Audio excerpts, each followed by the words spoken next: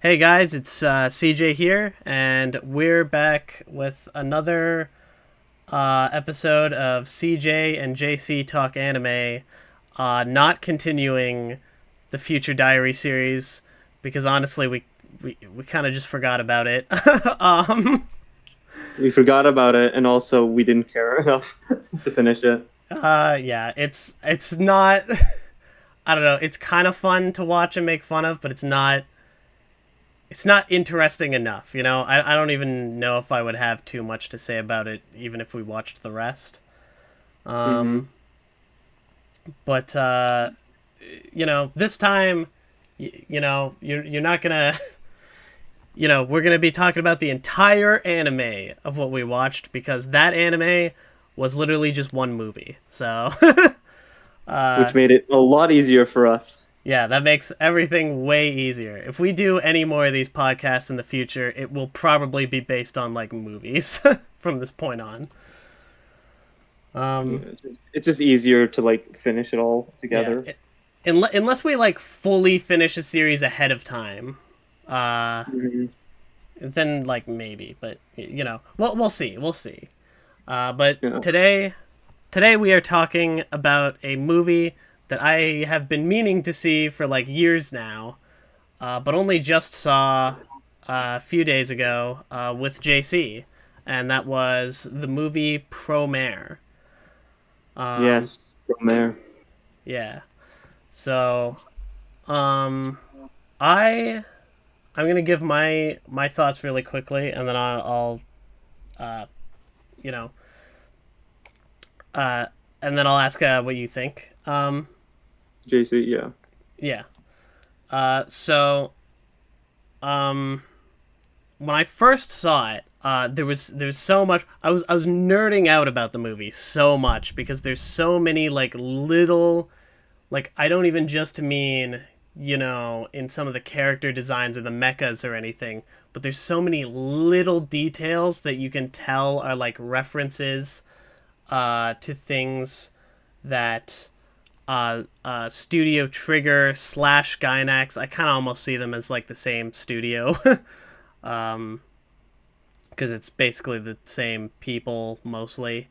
Um, but Studio Trigger slash Gynax, there's a lot of references in the movie to previous things that they have worked on, and even like subtle ones that I was picking up on just through the animation and the way that characters moved. There was a lot of callbacks to like mostly to Gurren Lagann more than anything else, but I would say Kill la Kill a little bit too. Um, I mean, honestly, mostly Gurren Lagann and Kill la Kill. Those are like the main ones I would say. Yeah. Um, Hmm. and And oh, sorry. yeah, just to say quickly, yeah, I didn't really pick up on most of them because I haven't really seen a lot of what's the director's name? Midishi? Oh yeah. Midishi. Hiroyuki Imaishi. Imaishi. Yeah, I don't really watch a lot of his movies, or at least I don't think so, because he's made a lot of them, or Um, like movies and TV shows. I mean, not particular. I think you probably actually have seen most of them. I'm probably just Or I just don't more nerdy about about picking his up all work the details. specifically.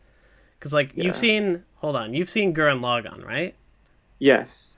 You've And seen I'm Kill seeing la here Kill? that yeah, I've seen Kill la Kill, and I've also seen Cyberpunk Edge Runner. So I guess I've seen a lot more than I thought, Did you but I watch. don't.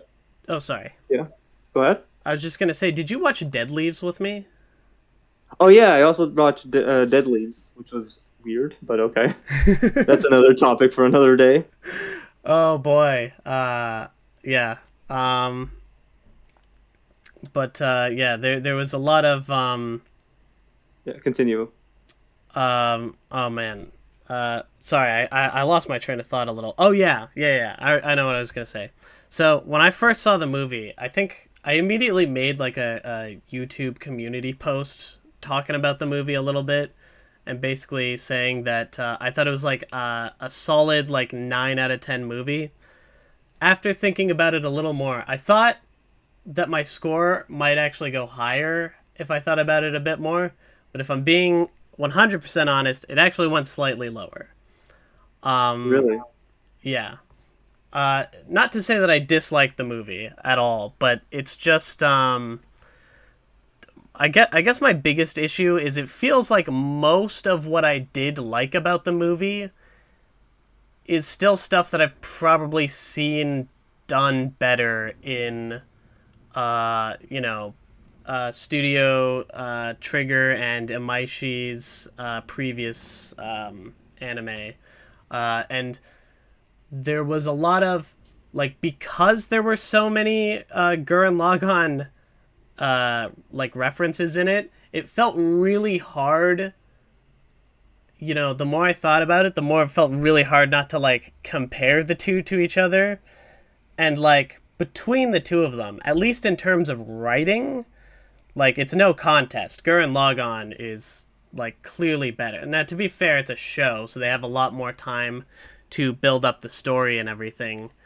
Um, but I mean, in some ways, like I don't know, the writing in Promare felt very like messy, and in some ways, it might have almost been better if they kind of went more in the direction, at least I think, if they went more in the direction they did with Dead Leaves, where there isn't as much of a story, and it's mostly very chaotic, but everything moves very fast, so you don't feel like you need it as much, if that makes sense. Um, Yeah. Just to add there, sorry. Yeah, just to add there, like I think I pretty much summed it up pretty well. Where it's like it felt like a resume to the animation studio, to Trigger Studios more than anything. Like it has like one of like it shows Trigger Studios' best talents and best works on full display. But that's mainly what it felt like. The story was just an end to a means. uh, So it wasn't like yeah. yeah, it was all right. It was solid, but wasn't incredible. It was more like it was more style over deep substance, which is probably the biggest problem with the movie for me. But I I think that's what you would were trying to say. I would kind of agree, but it's funny because I feel like a lot of people might also say that about Dead Leaves, but it felt like I don't feel like that would be a fair comparison of that movie because just for example, Dead Leaves never felt like it was trying to have like this um you know it never felt like it was trying to have the same kind of story that Promare was having. It felt more like it was just this act, like it felt more like an experience than a story, if that makes sense. I see Um, what you're talking about, but then I still want to compare it to Dead Leaves because with Dead Leaves, you feel like the story is like moving along pretty naturally. So in other words, like you're on the journey with the two characters. I forget their names, but the two characters of Dead Pandy and Leaves. Retro, yeah. Yeah, and you're with them the entire way, and you're like this, and you're just uh you're literally swept up in their story. And I feel like the same thing happened here for Promare, where you're swept up in this huge story that the writers created, and you're like dragged on for the ride. So like in that sense, I think it's a good comparison actually. I know it's a bit different. Like Dead I Leaves was a bit more I don't know experimental, and then it just goes off the rails by the end. I mean, even at the beginning, well, it goes off the rails pretty fast actually. But like it does its own thing. Meanwhile, Premiere is like it's a story that you and I predicted most of the like story beat more Yeah, or it less was at the very very beginning at least. very. At least the first half was very predictable. I would Yeah. say it got a little better in the second half. Oh yeah, for sure. Yeah. It went. It almost went like I think almost like the Gurren Lagann route, where you think you know what's going on, and then like something comes and subverts your expectations of the whole plot. Yeah. and you get that by like the middle half of the actual story when you think things are going to end. Mm-hmm. I would, So, I would say though, just to quickly finish off what I was trying to say about like comparing it to like Dead Leaves. yeah, go ahead. I think I think where I kind of take issue is like there's not a lot of scenes in Dead Leaves. Like there's very few scenes in Dead Leaves where characters are just standing around talking. And in the few cases where that is the case, the it's shot in a very interesting way. It's animated in a very interesting way. Um, like Dead Leaves is visually interesting like 100% of the time, and I'm not gonna say like Promare is not visually interesting because it is. I'll get into the animation, but there are some scenes that are kind of like the characters are just sitting around talking, like they're having a discussion about the burnish, uh, and they're you know what what do we got to do about these burnish people, and but like it doesn't feel like those scenes feel less necessary in Promare just because of the fact that the story feels kind of sloppy and kind of predictable a lot of the time. I'm not going to say it always is, but a lot of the time it does feel that way. Yeah, in the second half, like at the beginning, like we'll start at the beginning, I guess, Wait, where you get what sorry. I just realized I don't actually know if I mentioned the exact score I moved it to. 8 out of 10, in case I didn't say that earlier. Sorry. 8 out of 10. Oh, I thought you went okay, so it's 8 out of 10 for you. Yeah. Well, I guess if you like Imaishi's other works, this is a good representation of all his works, Oh, for sure. like put together, and like but it's like I feel like Promare is like again more of the animation than anything, which again is incredible, and we'll get into that very soon. But at the beginning, you have the main character's name, Gallo, Thymus. Like you have him, and we have the team of the what are they called again? The Burning Rescue. Yeah, actually, there's another issue I kind of take with the Burning Rescue Team, which is one of my other criticisms of the writing, which is that most characters outside of Gallo, like it introduces all these characters who feel like they're supposed to be important, but then they don't really do much for the overall plot. Like the only characters who feel like they really matter that much is the main villain, who I actually should have pulled up a list of character names too, because I forgot the main villain's name. Let me um, just get him quickly.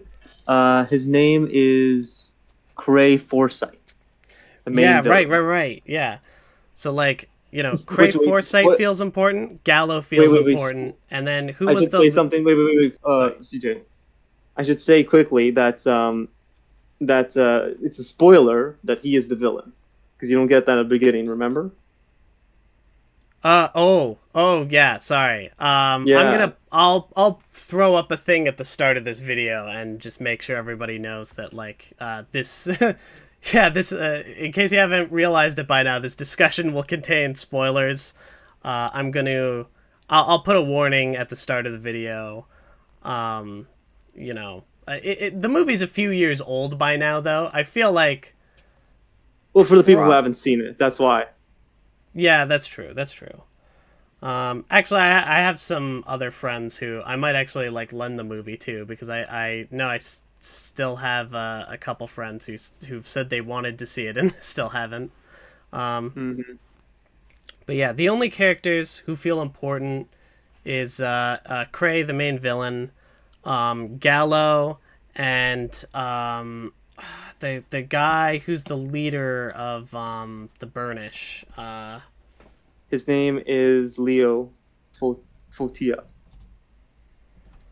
Leo. Yeah. Okay. Those are the only characters that feel important. I guess the scientist girl, who's like she's like the sister of that one girl at Burning Rescue, also feels a little important, but even then, Mm, not really. Yeah, Gallo, Leo, and Cray are like the only characters that I really cared about in this movie, for the most part, which is kind of unfortunate. Because like I enjoyed a lot of. I'm not gonna say they're like the strongest designs ever, but I thought a lot of the character designs of some of the side characters in that were pretty cool. Um, Mm-hmm. I they're mean, nowhere the, near as strong as Gurren Lagann, but they're still good. well, they're very inspired by Gurren Lagann, as you can Yeah. tell from the main character, Gallo. You know what's funny about that? Apparently, Amaishi said in an interview that like, or maybe not an interview, maybe it was a panel.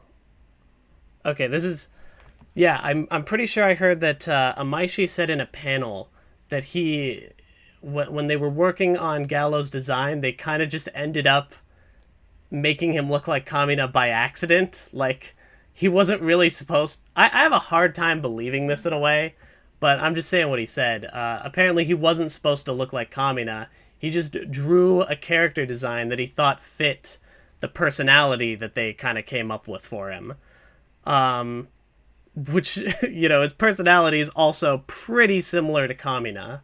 I was about to Um, say, yeah, it's like I'm not gonna say it's exactly the same, but it's like 95% the same. You know? yeah. Basically, Gallo is a Kamina clone in all, but like in a couple of aspects. Yeah, exactly.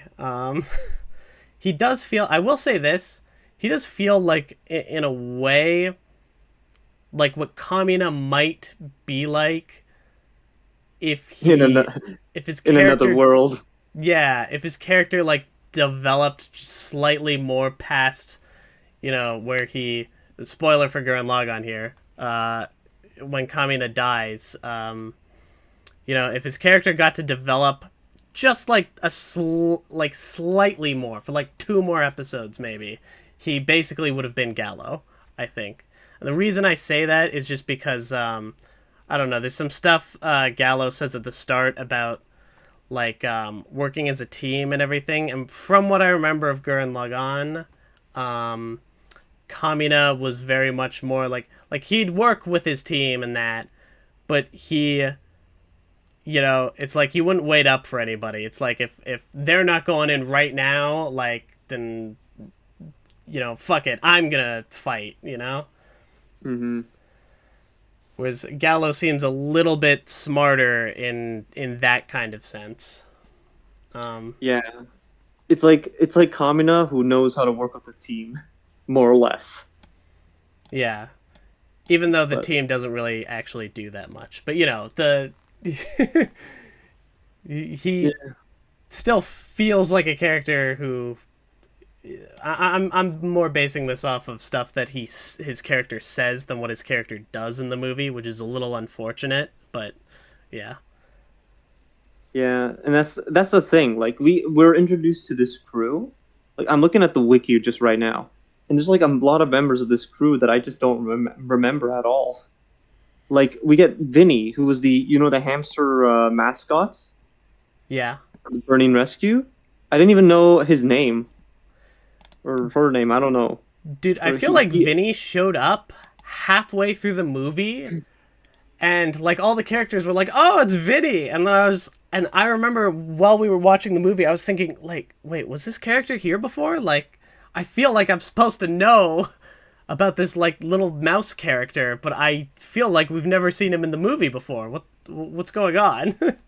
Yeah, exactly. Like there's a lot of characters that are thrown at you, and then like only a couple of them stick, and it's just the main like three or four that like really are like the main characters, more or less. It's mainly about Gallo and Leo and Cray Forsyth by the end. But those are like the three that are the main focus for most of the movie. And I see why, because in a movie you can't really focus on the other characters as much. But it would have been better if they had more things to do. I think that's why they like all ganged up together and helped Gallo to defeat Cray by the end. Like they had to do something with the characters, so they did that. They helped defeat the oh my god, What was the main villain's like thing called? The ship Oh shoot, I don't know. she was brought into the It was the Par spaceship. We don't need to know the name. Parnassus ship. I think that's how you pronounce it. Parnassus. Yeah, I can't But like, remember. I gotta be honest with you. Oh yeah, that was yeah. another thing too that it felt like they took out of Gurren Lagann because that's something Rossyu tried to do. Mm-hmm. Mm-hmm. um, yeah, Again, there's like little. It's like Inaichi took all of his ideas, mainly from Gurren Lagann, and just did it again in a movie format. yeah. But I will say this is one of the other things though too that makes me wonder if they should have done it a little more like Dead Leaves, where they just you know didn't focus on the story and they just focused on making it like a really fun experience with a lot of crazy visuals and stuff. Um, is Maishi, I think also like one of the other things I think he said about this movie is that a large part of the reason they made it was that they wanted to perfect certain animation techniques that they had tried before, and like felt that they could do like better. Um, That makes sense then, because the animation is really good. it Like is, it's like the my, incredible. my favorite is the how they took 3D animation and 2D and blended them in like the best way possible They so blended far. it like yeah, it's very seamless. There are some points in the movie where I feel like I almost can't tell like what parts of the animation are 2D and what parts are 3D, but like that's great. It's because they like blended so well together. Yeah, you can tell in some instances for Oh sure, yeah. like especially with those camera moves. I would say that some of those camera moves kind of like reveal whether it's 3D or 2D, and you can kind of tell in certain places exactly where like they switched from 2D to 3D. But it's very seamless, and it's one of the best examples of it. Like again, like lately I've been seeing a lot of good 3D animation, and I think this is like the best 3D animation in an anime at the very least that I've seen. Like where it combines 2D and 3D, and it combines those styles very well together. Yeah. Mm-hmm. It feels very rare to see that in a lot of anime too because I don't know. I feel like there's like almost every time I watch an anime, anytime I see like 3D used, it's getting less and less like this though. But Yeah, you know, almost any time I see 3D used in an anime, I'm like, oh, that's breaking the illusion. These yep, characters that's look like they're 3D. from a different planet than all the other characters. Like especially if you see like 3D CGI character, because it'll be used for like background characters a lot. But if you actually look and focus for even a second on one of those 3D CG like background characters in an anime, you're immediately like, this person does not look like they belong here. Yeah, but for the characters, more or less, like they do it very seamlessly. Like especially at the beginning when they're on the when they're like rescuing those people from the tower, and they like meet Leo on top of the tower where the fire what was his like terrorist group's name? um, The Let me just find it very quickly. The what? fire I think it was Fire Force Maybe, yeah. or So Burning Souls, or no, not Burning Souls. That's someone else. The Mad the Burnish. Mad That's Burnish, that was it. Yeah, they were the. Oh my god. I'm really sorry that we keep like fucking up on names in this one. Where our memory is bad when it comes to names. We only watched this movie once, maybe. So try and and cut us some slack. we should say we watched it like a couple of days ago before this recording. Yeah, that too. After this, yeah.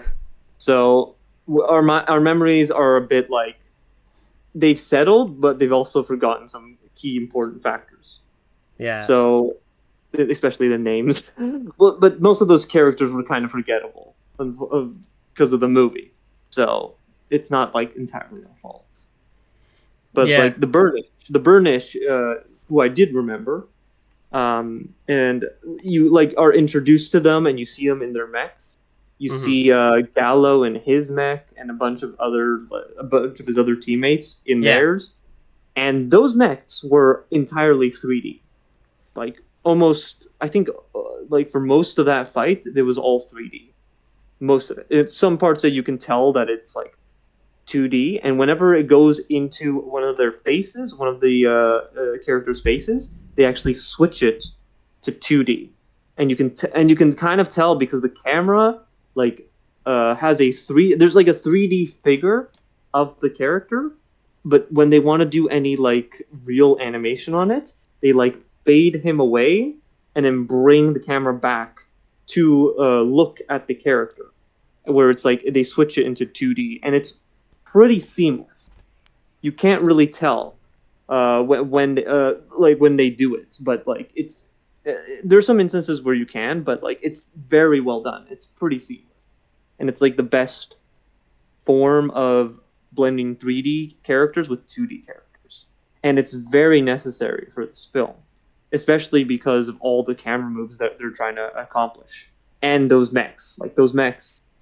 If you like look at like certain mechs in like other mech animes, like Gurren Lagann, you can tell like they move pretty seamlessly, but it takes a lot of effort to do that, especially when they're like very boxy and all that.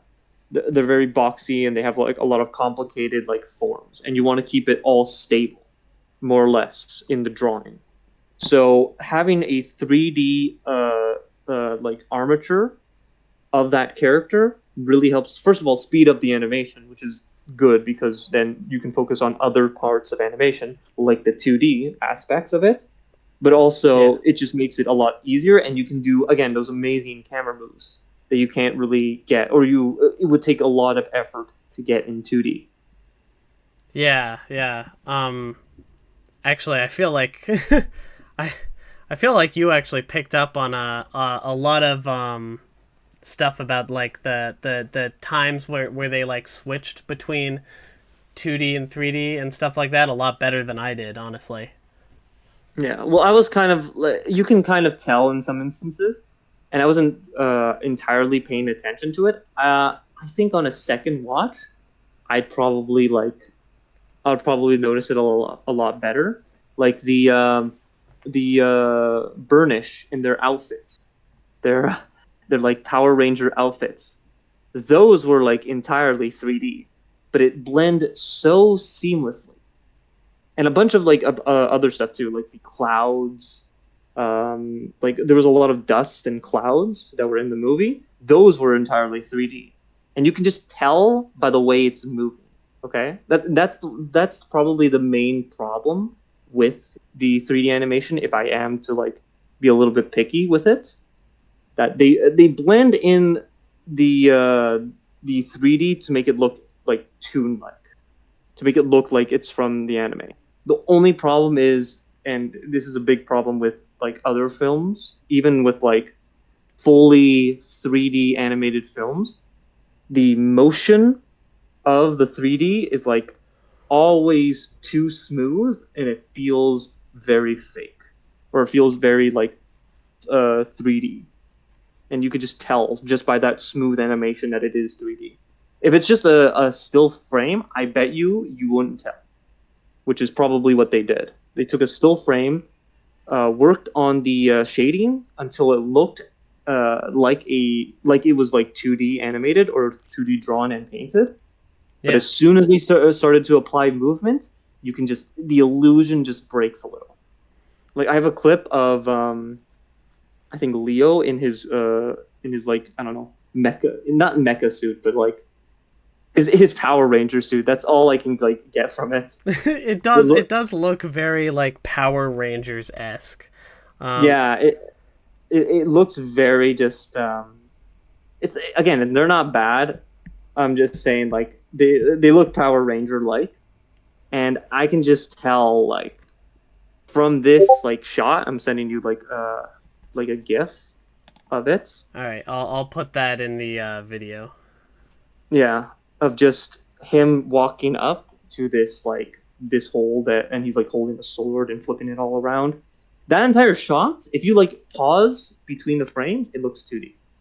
But if you just look at it as an animation, it's very smooth.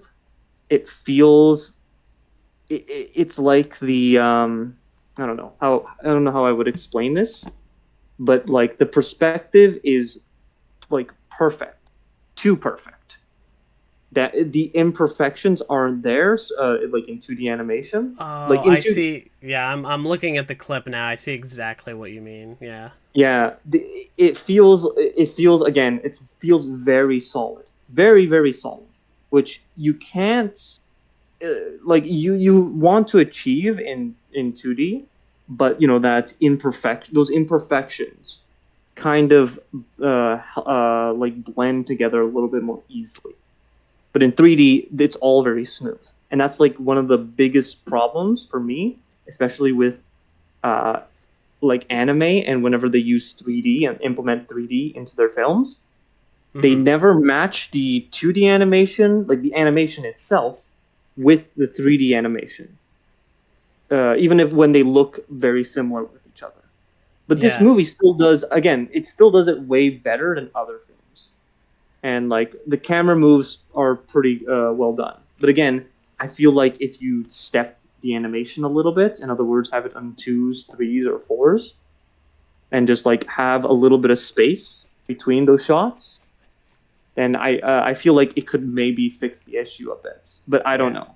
Well, They see. could be doing that, and I wouldn't really know. Yeah. Well, see. I notice it now that you've pointed it out, but I will say it is like at least in this shot. Like if that shot like went on for too long, you'd probably notice it eventually. But like just in this few seconds, like that's the kind of thing like I would not have noticed if you didn't point it out to me. But that's what I'm saying. That's why I'm saying it's like the best example of it. I'm being overly picky for sure. Oh yeah, yeah, yeah, yeah. But like, I'll send you another clip here. This shot is very hard to tell. I'd say it's still 3D in most aspects. It's just some parts of it that are very 2D esque, and I can't really tell. I'm pretty sure that the Power Rangers outfit is like 3D and everything else is just 2D, but it's done in a way where it's able to hide that very well, and that's what I like. The film again gets it right. It gets it right. I'd say most of the time. It's just certain shots where the curtains are lifted and you kind of can see that 3D-ness pop up. But again, it's very good. And it's pretty and although it's not like completely consistent, it is pretty consistent. Like it does it well enough, and it goes by so quickly that you wouldn't be able to tell. Yeah. Mm-hmm. Um. Yes. I could not. I will say I couldn't tell for most of it, or it's like, well, like there were definitely like points in the movie where I suspected certain things of being like 3D animation, but it was really they blended so seamlessly together that it was really hard to like tell the difference between them. Um, Mm-hmm. yeah. Um, I also noticed there were some like see this is one thing that sucks is I gotta try and learn more about animation so that I can actually name them. But I know I've seen there's like animation techniques that I like recognized in the movie too, but I don't know what the name of them are. I know one of them. I think one of them somebody called them like the Utapon cubes. I don't know if I'm even saying that right 100% for Oh, sure. Okay, so from the future here, editing this podcast, I just looked up Utapon cubes to kind of like make sure I know what the hell I'm talking about so I don't look stupid in this podcast. And I probably do look stupid in this podcast because I didn't really know what I was talking about. Utapon cubes are an animation technique that an animator called Yutaka Nakamura is famous for using a lot in shows like My Hero Academia and Space Dandy and a few other shows. I mean, I did kind of know what they were, but I don't know. Yutaka Nakamura did not work on Promare. I'm not sure why I thought I saw an animation technique that it, mostly he is known for using in Promare. Um, Maybe someone just did something similar to him in the movie. I honestly cannot remember, but yeah, I was just wanted to clarify. Sure. Oh, I think I know what you're talking about. It's when anime use very, I don't know, cube-like uh, effects, like especially when a character's like hitting the ground or when the ground moves, they use very cubic. Um, well, they make the cracks look very I don't know what's the word, cubicized Yeah, or it's also very used like cubic. when stuff breaks, like it Yeah, breaks into like these cubes. I don't know. I always feel like it is one of those things. I've seen some people online say like when anime does that, it's like they've seen the animation techniques used so many times that it breaks the illusion for them a bit. But I not for me. I don't know. I think it looks kind of cool. Um, yeah. I would say that I think Naruto used it a lot of like cubic animation. I don't know what it's called either, but I can recognize it like very like it's a very recognizable part of anime. And I don't know if it's to make things easier to like animate because it's just a cube, and with a cube you have you're able to get the perspective of of the object a lot better, I think. And I think you yeah. can animate it a lot better. Probably. I don't know. I have not. I don't know anything about it, but I'm guessing that's why they use it, just to make it easier to animate. But yeah, like that they're using that for sure in some parts. I would say that I will say that it's not like a lot, and it's not shown a lot in this film. They actually do other things here and there, but like you can see there's a lot of techniques that for sure Imaishi is using from his other films, even in Yeah. the Well, animation. not even just a Maishi. It's that I think there's a specific animator who's known for doing that, but sadly I don't know the name of them. But I know they've like or I can't say 100% for sure if it's the same animator all the time, but I know I've seen like the same or similar techniques used in like I've seen it in My Hero Academia during I think during uh like one of the fight or in a couple of the fights during like the tournament arc in like season 1 or 2 of My Hero Academia. I've seen it in the first episode of Space Oh yeah. Dandy. Mm-hmm. Um, and I'm trying. I had one more in mind, but I can't remember now. I think Gurren Lagann uses some of those cube techniques. Oh yeah, I think so. I think you're right. I've seen it in many anime before, but again, I don't know why they do it, or if it's like I'm assuming that it's probably easier, just because it seems like that it could be like an easier thing to like hold, or a easier thing to like animate and help, especially with like special effects. Like when you stomp on the ground, it's a special effect. So it could be that it's a little bit easier to like control it or like move around the environment when you know when they're all cubes and you can like kind of get a good perspective on everything. But I don't know. Yeah. But it's very iconic, and again, you can see this in this movie. I I am gonna turn back to. I know we were talking a lot about the story earlier, but there are still there's still a couple things I want to mention about the sort of story as well in Promare, such as well, there's like I will say there are some conflicts that it feels like the movie brings up like regarding the burnish, uh, that feel like I don't know. It feels like really hard to like I was like, oh wow, I wonder how they're gonna like resolve this. Um, and I I don't know. I didn't think it was resolved badly, but I didn't think it was like it didn't blow me away how they resolved it either. I guess. I don't know how to. Hmm.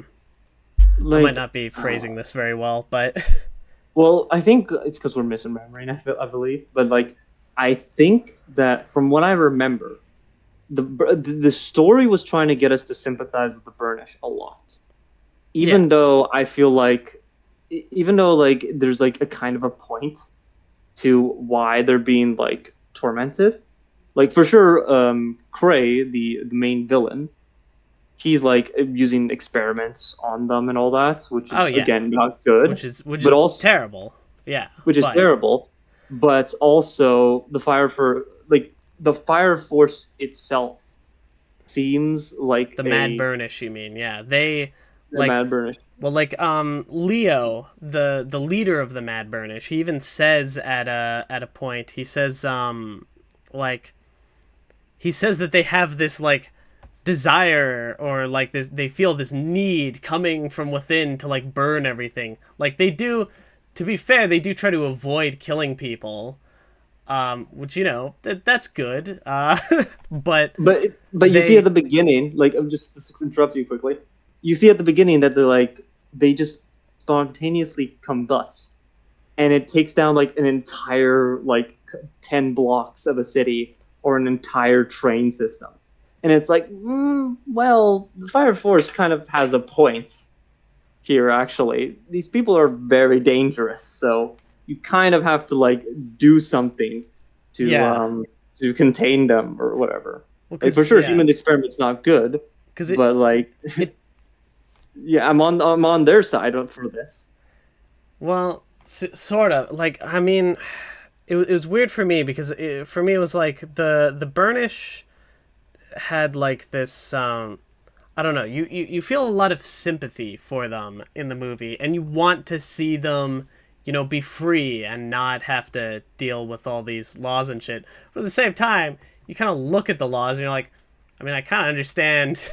I kind of understand why they're capturing all the British, especially Yeah, after like at first I was like, oh well, what's the big deal? Like even Gallo says this, and this is what I was thinking early on in the movie. Like, what's the big deal? Like they could probably live normal lives, just don't burn everything. But then Leo says like, no, we have this inner desire that like they you find out later in the movie comes from the Promare, which is like the this basically like sentient ball of fire that all the Burnish are sort of like connected to. mm. But the but like they all have like this desire to like essentially just keep repeatedly committing arson, and even if you're not killing anyone, uh you can't just have people burning down buildings constantly. Like, so I was wondering, like, what I was wondering is, like, are they gonna have to, like, make stuff for the burnish to burn? Or something? Like, how are they gonna resolve this? Like, I was. Yeah, again, it's like, but they know. I think they know that's a problem, and that's why they try to they're trying to get you to sympathize so much with the Burnish. And I guess it's like mainly harmless. I guess. Like I'm not saying that it's like it ruins the story too much, but if you like think about it for a couple of seconds, like you can kind of see why the Burnish are being like found out and like being captured again, like and that goes with like the villain, the main villain, Cray. Let me just get his name. Cray Foresight, Yeah. where like he kind of has him being like a important figure to Gallo, and like his role in the like burning rescue force, like it kind of he's kind of justified in a way for some of his actions until like the very end, or like more you discover about his plan, which I feel like they're like overly making him like into a big bad guy and just like making him like the worst person ever to try to counteract what the Burnish are doing and counteract having you to think about the Burnish as like kind of dangerous and that the villains have kind of a point, which is what I Yeah. felt with the movie a bit. Well, yeah. But this is where we're gonna get into another interesting subject, which is well. Firstly, I want to talk for a second about the villain, Cray, because he is also a character who like when I said earlier he feels like a very important character. That doesn't necessarily mean he was that great of a character. And I don't mean like in terms of morals, but I also mean in terms of like the way he's written. Like I feel like there's a lot of inconsistent. I'm sorry, I almost feel bad for how much we're shitting on the writing, because like it is still a good movie, but like it's got a lot of flaws. Just writing wise, everything else about the movie is so good, but anyway, Again, I'm getting sidetracked, but like his character feels very inconsistent sometimes because in a lot of ways he's part of this trend that I think you know funnily enough I think he's part of a similar trend to as weird as this is gonna sound, Thanos from the MCU. You know, because he's like this villain who tries to kind of justify what they do through some kind of utilitarian they try to use utilitarianism to like justify their actions. They're utilitarian villains. It's like it's a big trend I'm noticing in a lot of shows, which is fine. You can do that, but the thing that I take issue with is it's like they make him this character who you think, okay, he's a villain, but like maybe he has good intentions. He's building the ship and experimenting on the Burnish to try and save humanity, right? Because like the Earth is going to be flooded with lava and all that. Um, but he's just such a like he doesn't come off that way. The way he talks to other characters at all, like he's such yeah, an asshole. He tells Gallo that he like wished Gallo would like die as a child or something. Basically, like he basically told Gallo that he literally like helped him get a job in the burning rescue like agency. Like he helped him get a job there because it has one of the highest mortality rates, and he just wanted Gallo to die. Um, but again, this is why his like character's kind of like written badly because he says that and he's like, "Oh, I hate you so much because you remind me of that fatal day or whatever." Where spoiler alert, he gets like he has burnished powers too. He just and he kind of like faked kind in a way oh his yeah, so way he's into also a fame. huge hypocrite. Yeah, he's also a huge hypocrite. But again, it's like they're putting all this bad stuff, but then in dialogue, like when he's asked why he's trying to go to another planet, like why is he doing a Wally and trying to get a bunch of humans into space and living in space to another planet, or to go to like another solar system, and like why he wouldn't use the technology that he has for basically terraforming a planet into trying to fix the Earth's core. And he gets like you have some lines where he's like, "Do you think I did not think of that? Like, of course I thought of that." And it's like, okay, well then he's kind of justified then if that is true because he thought about it and he just couldn't do it. So he thought logically, oh, it'd be better to leave this planet, even though it's kind of shitty. And then they make him like even more of a shitty person, saying, "Oh, I'm gonna use the burnished lives. I'm gonna take them in and I don't know, use their powers, which will destroy them, to complete my goals. Haha, I'm so evil, but also kind of reasonable in a weird way." Yeah, it's And it's they're so weird they're like because it's like fighting. it's so weird how much the movie kind of goes back and forth between sort of trying to justify this character's motivations to some extent. I mean, of course he's going to be the bad guy, but like, trying to justify at least like why he's doing what he's doing to a certain extent, and also just making him like the biggest piece of shit in the movie. Like it's so like it doesn't matter. Like it almost doesn't even matter what his plan is. Like just personality wise, like he's just such a hateable character. Yeah, but again, it feels kind of artificial. I think that's my problem Well, yeah, in a it's way. it feels artificial because like the different aspects of his character are so contradictory that it doesn't like it almost doesn't make sense, and I think that's what makes it feel artificial. Hmm.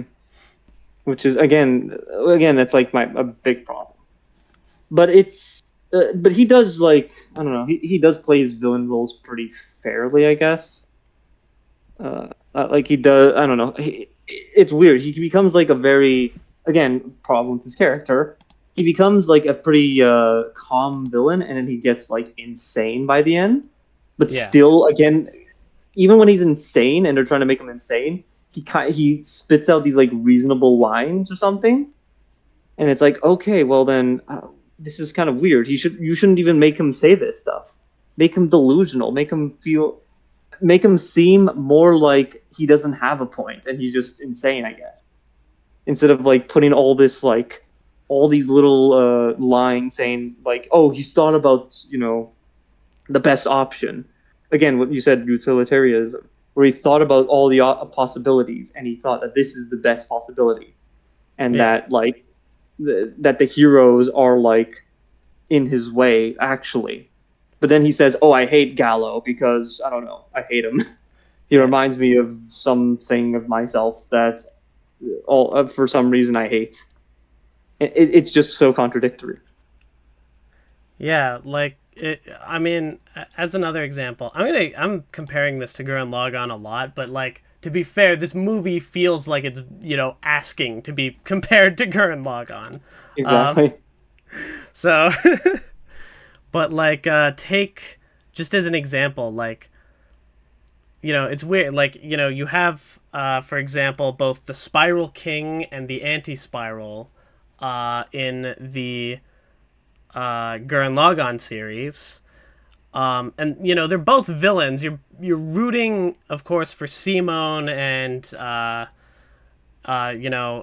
Gurren throughout the whole series. But like, I still have a certain kind of like, I still have a certain kind of respect for the Spiral King and the Anti Spiral in Gurren Lagann, because they're actually like they're very consistent in what they believe.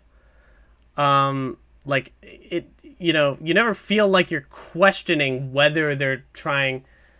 Like I'm not gonna say they never have any selfish moments or like they don't have character flaws or anything like that, because that's not true. But like they they feel consistent in their beliefs, whereas like I couldn't tell what I was supposed to think of Cray sometimes from Promare, because like sometimes it felt like, oh, he's doing this just because he enjoys being an evil dick, but then other times it felt like, no, actually he's doing this for the greater good. And I'm just like, make up your mind, movie. Like what is his reasoning? But Hmm. like, yeah, but like the Spiral King, the Anti Spiral, and Gurren Lagann, like I understood them. I understood what they were thinking. I understood why they were doing what they were doing. And they were even in a kind of weird way proven to be right to an extent.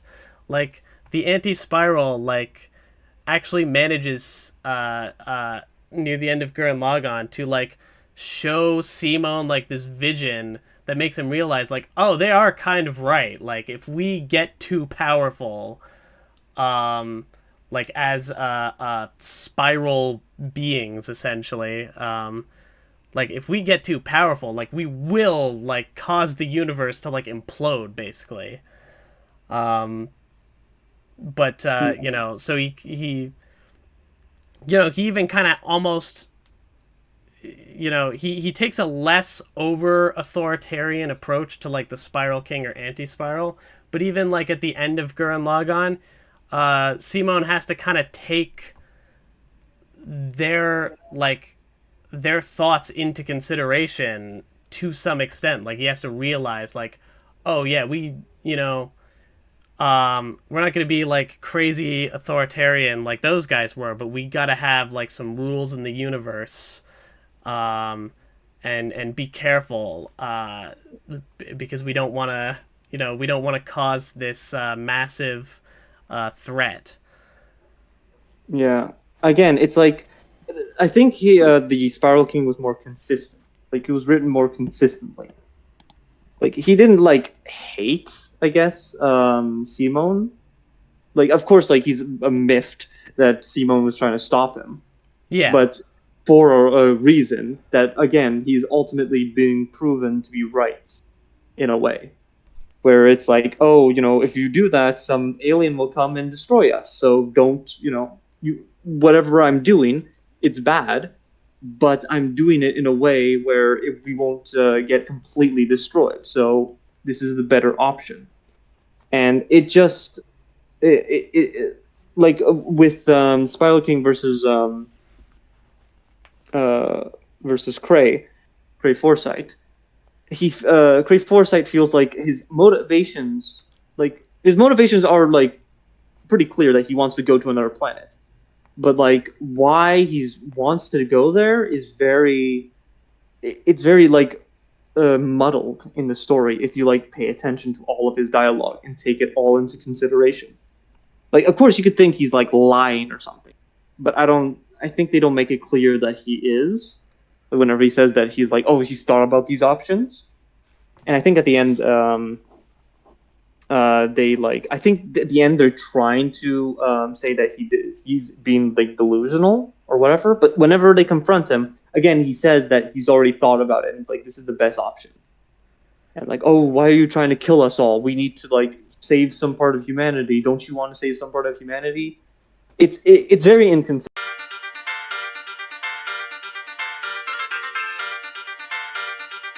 hey guys, sorry, we're back.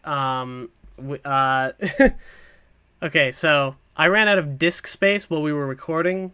I noticed basically immediately, so you guys didn't miss much. But yeah, it just my recording software suddenly stopped recording because of the fact that I was out of room. um, but it still has everything that we were like talking about uh, before. Yeah. Well, I think we were comparing the Spiral King to Cray Foresight and how Cray Foresight is kind of like his character is very inconsistent in the movie. I can't really explain exactly like what instances, but there are many instances where they give you mixed messages about his character and about his motivations, and they kind of like muddy the waters on what he's trying to do and exactly what his motives are to like do what he's trying to do. And like they're kind of consistent even until the end of the movie, which again, it's a problem, especially because most of the movie, like after the first half of the movie, like the rest of the movie till the end is about contains him and his character, and you kind of explore his character a bit, but you don't understand, and you see that he's like evil. He's kind of an asshole in many instances, but his the reasoning and the reasoning of why he's trying to do what he's trying to do, and like of what the characters are like learning about him are very inconsistent, and that's what I'm just saying that like this is why it feels like and like comparing that to the beginning where we like are trying to guess like we're not trying to we're like guessing very well exactly where the story is going. We're introduced to a bunch of these characters and we all like we've seen it in like a dozen anime. We see Gallo's like character motivations at the beginning. We see that he's just another Kamina. And if you don't know, if you like have seen Gurren Lagann, you'll immediately think like, oh, this is another Kamina, and you probably will have a good idea of where like the film is going. with his character or even like where the film is going in general. I will say though, after the first half, it does change things up, which is why it's not as terrible as it is. For me, I would rank the film as like a 6 or a 7.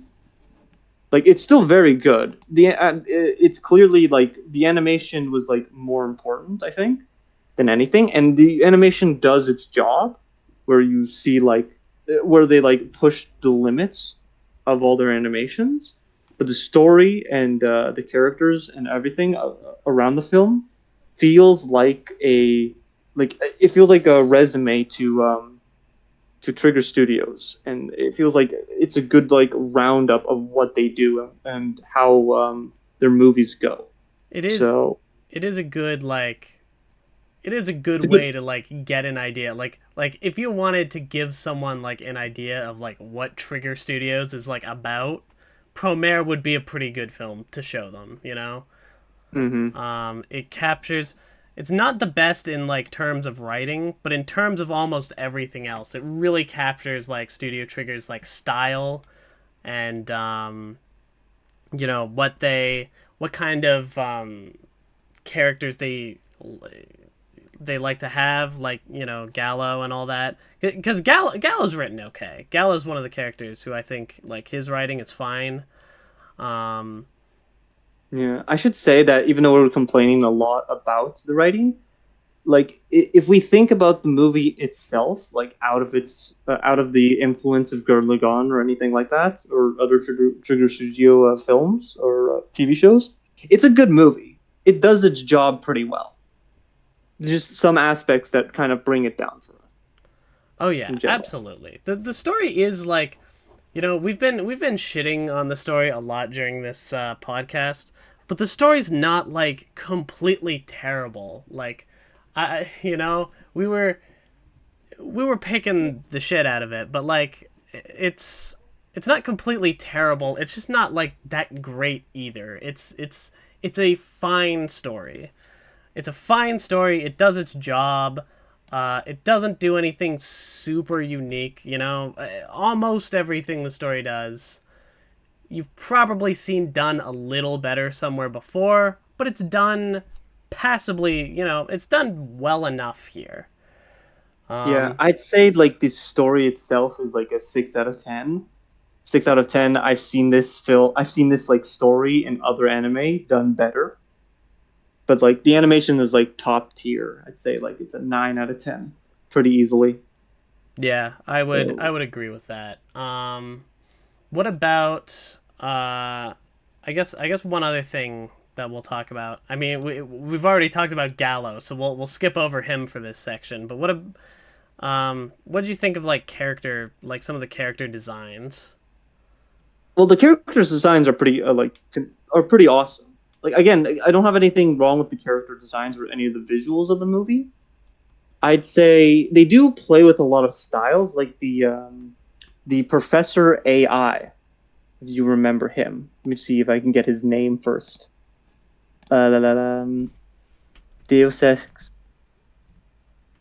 Oh, Deus Ex Pro Meth. I think that's his name.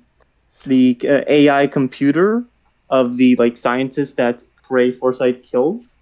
Like his style is it kind of breaks the 2D animated styles of the other characters, but it's a nice and interesting like look to it.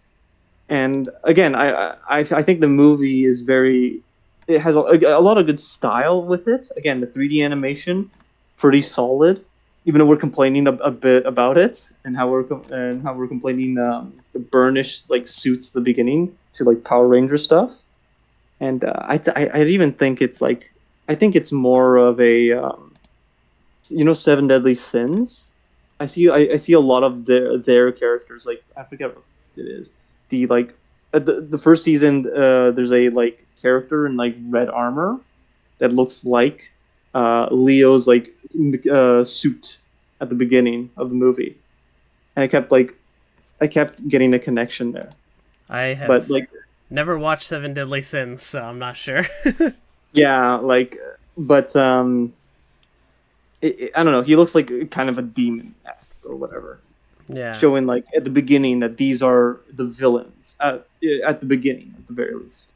These are the villains, and you gotta like the heroes have to go and beat them and rescue the scientists, which Gallo completely ignores. I think in the second half of the beginning, but like it, the designs are pretty good.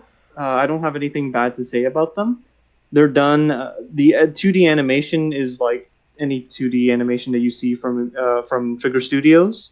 Very consistent, like very expressive. You can see Gallo's very inspired by Kamina, and all the other characters have like some other influences from other anime that he's worked on, like throughout his career. Yeah. And I guess that's all I can really say about it. I will say It there were like I would say I still would say Gurren Lagann still has Promare beat in terms of character designs. I mean, with the exception of Gallo, who feels like he's ripped right out of Gurren Lagann, of course. But the character designs definitely aren't like bad by any stretch at all. Like um, the only thing I would say is like, the like the color schemes and the designs of all of, like, for example, like the three main characters at the start, like Kamina, Yoko, Simone, like the characters all have like these color palettes that like complement each other really well, and also go with like the Team Gurren thing. They're just like they're some of the most memorable character designs ever. But you know, Promare's character designs are still really good. They don't it doesn't feel like as much thought went into it, but it feels like a lot of thought still did go into it. Um, I like how, who was I gonna say? Oh yeah, it's funny because I was gonna say Cray, the main villain at the start of it. I kind of felt like he looked like All Might, but by the end of it, he was starting to remind me of another character. Shoot, do you remember what I was saying? Yeah, Cray, the villain, looked like All Might to you. he I looked can kind of get a All Might vibe from him, but like not really, he because looked like All All Might Might, but he has. also looked a bit like um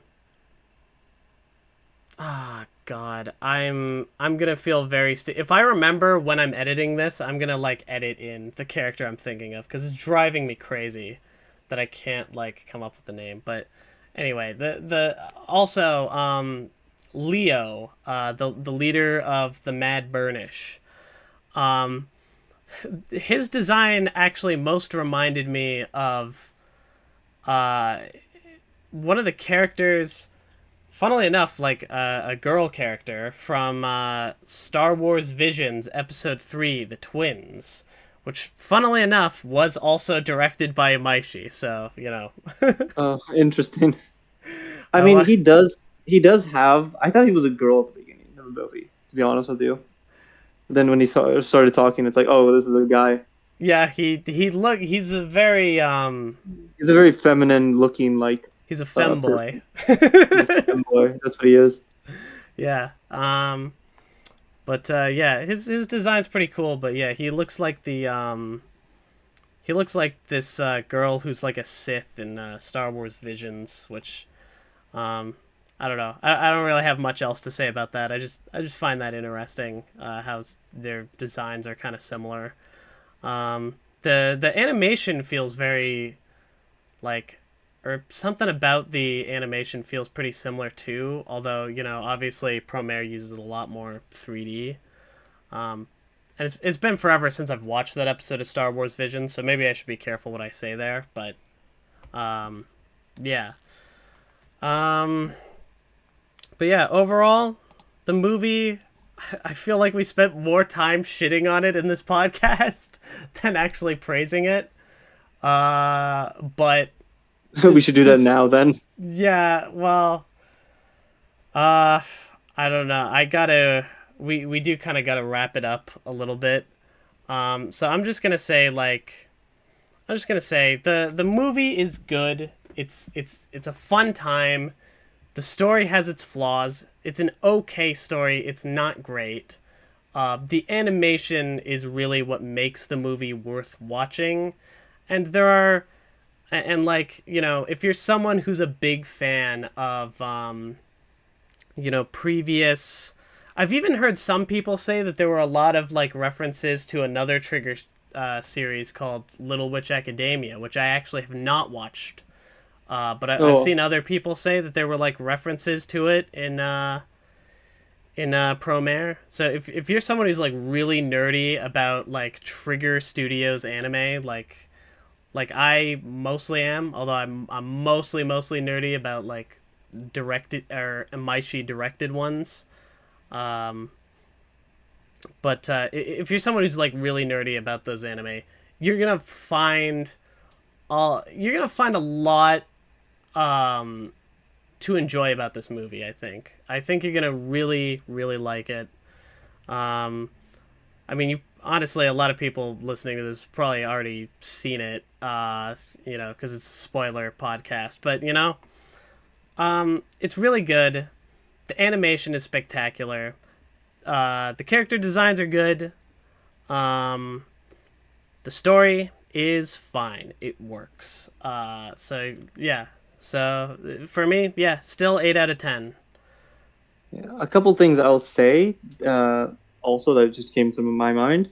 It's very much like that anime Fire Force. If you've seen that anime, it has a very similar like story beat where it's a bunch of like firefighters having to take down like demons that create fires all around the city. That and these like demons are like just people, like just kind of doing the same thing as the burners, spontaneously combusting.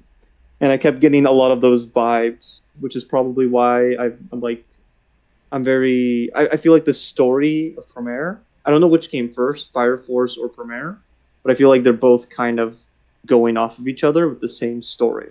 That's why I'm very like a bit more negative on the story, just because I feel like I've seen it before in Fire Force, See, which in the anime. I feel like I haven't seen that anime either, even though I've been meaning to. But I just felt like I saw everything in that movie in a lot of other Trigger stuff, which was I don't know. It's funny because it's something I kind of liked and didn't like at the same time.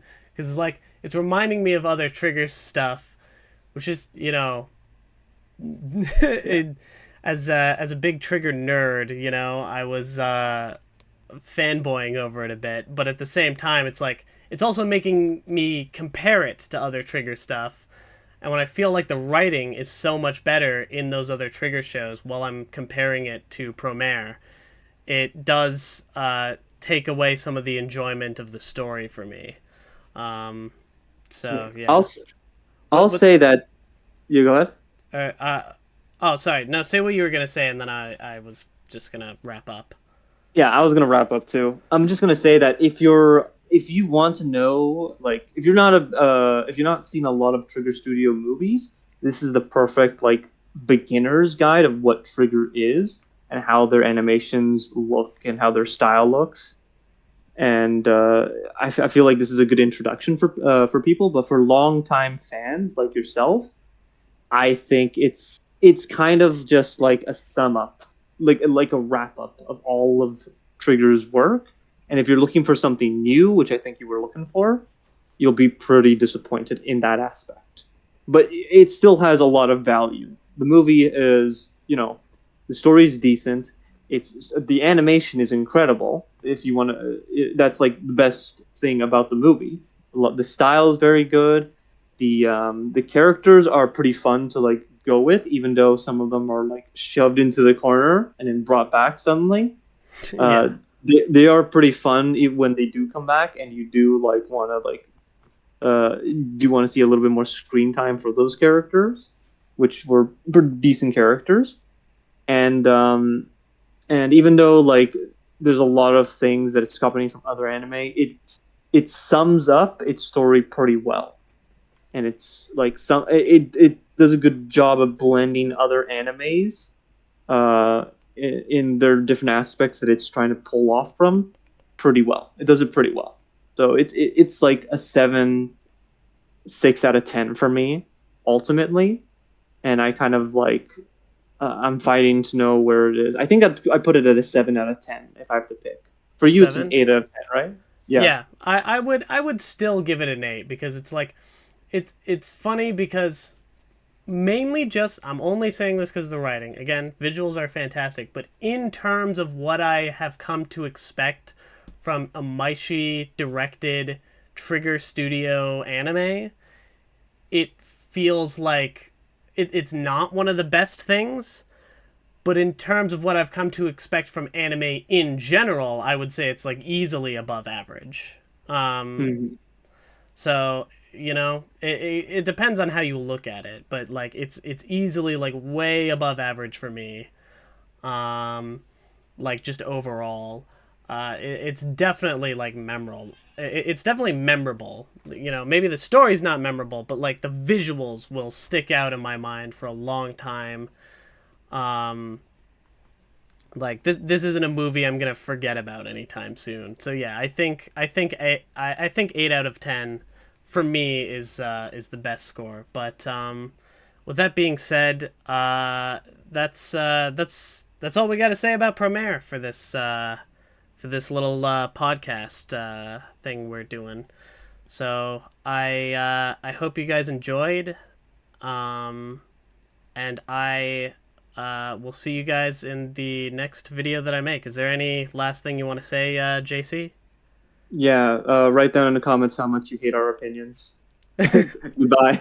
Yes. Tell us how much you hate all of our opinions. And yeah, we'll see you if maybe we'll do another one of these. Who knows? But Yeah. yeah, See, it was pretty fun. yeah. Okay, cool. So yeah. Anyways, goodbye for now.